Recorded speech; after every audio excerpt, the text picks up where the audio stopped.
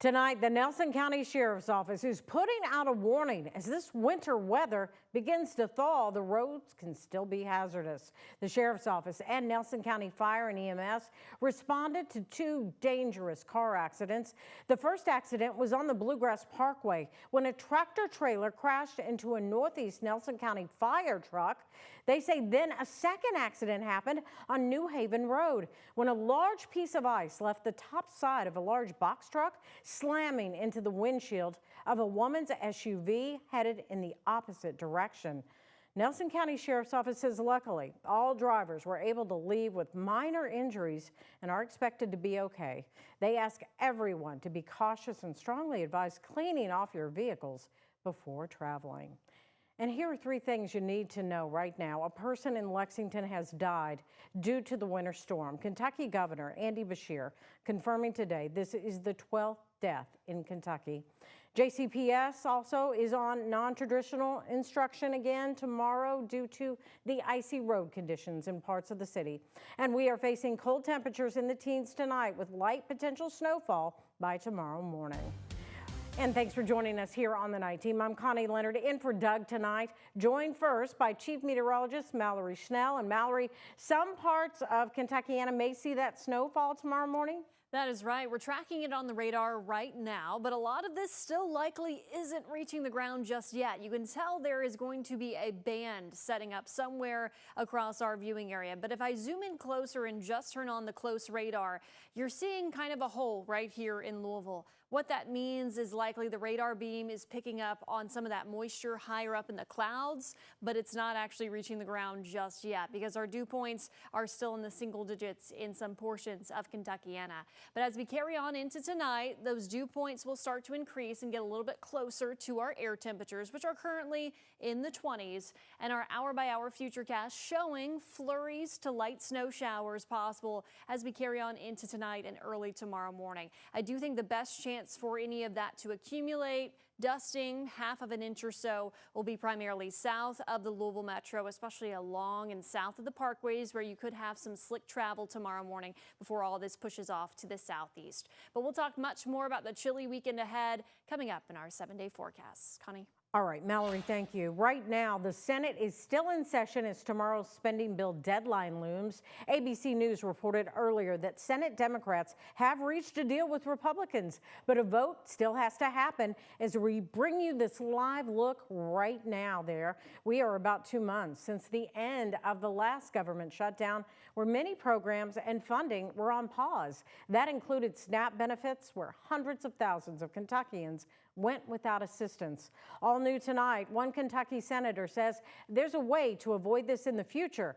That's why she's filed a bill in Frankfort. The Night Team's Clarice Shaley and photojournalist Levi Hammer report. At the Highland Shelby Park Public Library, where families gather, I heard from so many people who were genuinely afraid for how they were going to afford their groceries and how they were going to feed their families. Cassie Chambers Armstrong, the senator in the district, speaks on protecting Kentuckian SNAP benefits. She's filed a bill to do just that. It gives Kentuckians tools and gives the governor tools that if the federal government shuts down, people know that their food assistance isn't going to be interrupted. This comes after the SNAP benefits pause during the 43-day government shutdown in 2025. Over 600,000 Kentuckians were without federal food assistance. I wanted to make sure to have steps and have systems that would make sure that if something like that were to happen again, Kentuckians wouldn't have to worry. We should always make sure that people have food because that is a natural right. Chanel Helm, a Louisville activist, works with Snapback, an organization that brings food and meals to people in the metro. Many of these communities already are without grocery stores. Significant populations of people don't have them. Helm speaks at a former Kroger store at the Southland Terrace on 7th Street Road that's long been closed. She says more access to food is needed, period. Precisely why Chambers Armstrong says she's filed this measure. In Louisville, Clarice Shaley, WHAS 11 Night Team, on your side. And there's also a companion bill that's been filed in the House of Representatives. We contacted some Republican lawmakers for their thoughts on those bills, but haven't heard back yet tonight.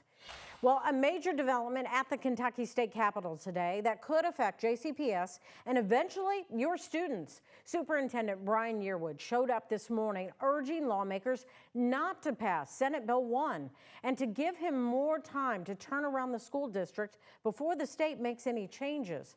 Now, a reminder, Senate Bill 1 would give Superintendent Yearwood full authority of day-to-day operations, stripping power away from the school board.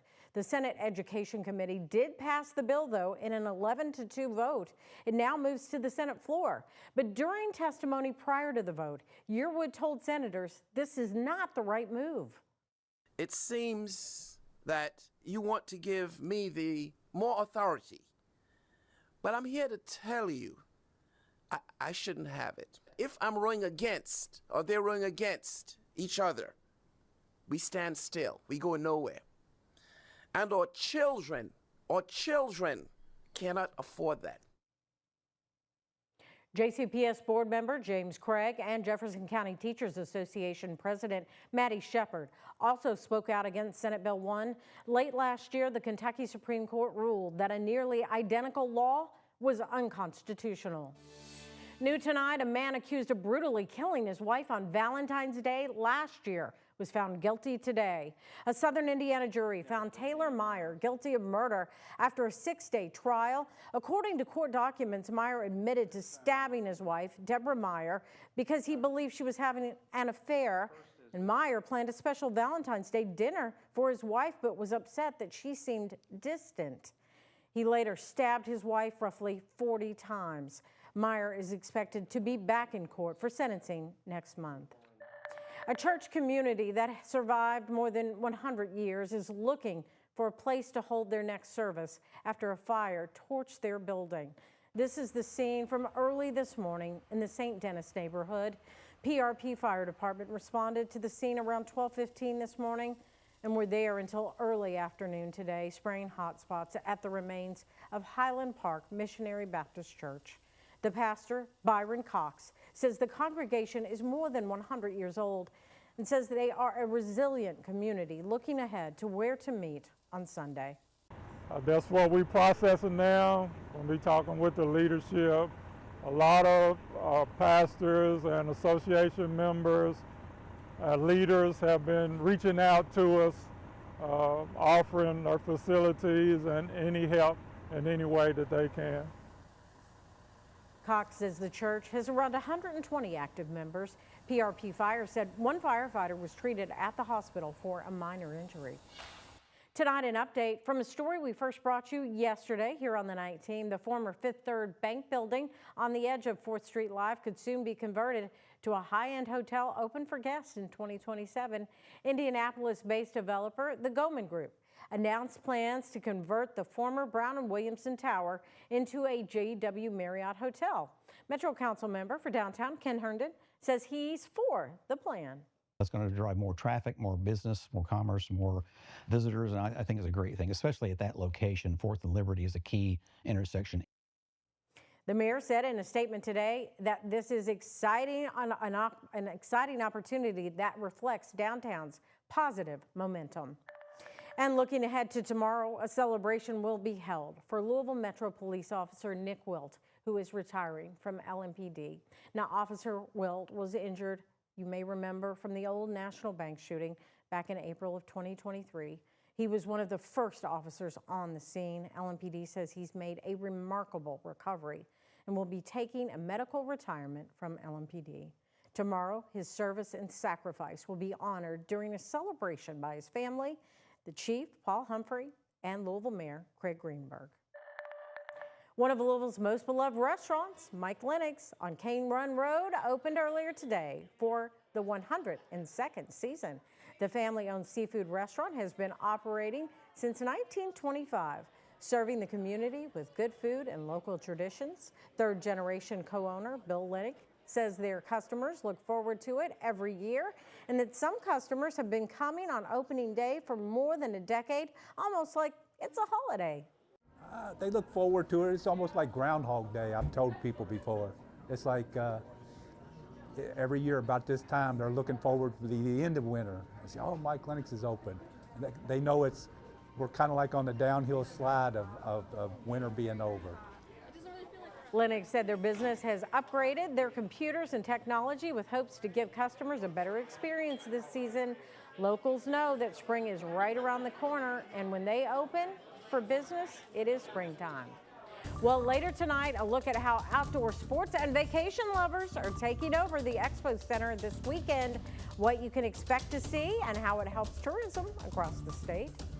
But first, the country is bracing for freezing temperatures just a week after a huge snowstorm, all the way from Texas to Maine, how the deadly freeze is moving through the U.S. That's when we come back. And here's a look at today's Kentucky Lottery jackpots. Mega Millions, $303 million. Powerball, $57 million. The Kentucky Lottery, funding education for over 1 million Kentucky students.